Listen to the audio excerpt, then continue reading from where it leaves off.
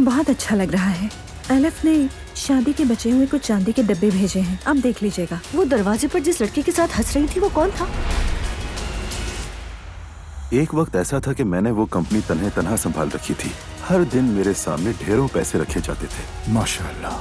मरियम साहिबा, मुझे लगता है कि आप मेरी बड़ी बहन है। मैं चाह रही थी कि नजरे बद से बचने के लिए किसी से दम करवा लूं। मुझे अलिफ और ज़ैनब की नजरों से बहुत डर लगता है।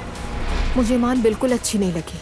बाबा और वो औरत अजलान के खानदान वालों को अच्छा दिखाने के लिए ड्रामा कर रहे हैं। सबसे पहले तो आपका बहुत शुक्रिया कि आप तशरीफ लाए। मैं आपको पूरी जिम्मेदारी के साथ ज़ैनब की जमानत देता हूँ। आइए मिलकर कोई दरमियानी रास्ता निकालते हैं। ये वाला देखिए। हाँ, खूबसूरत है ये।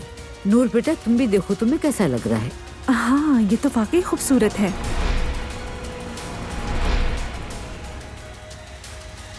अब्दुल्ला,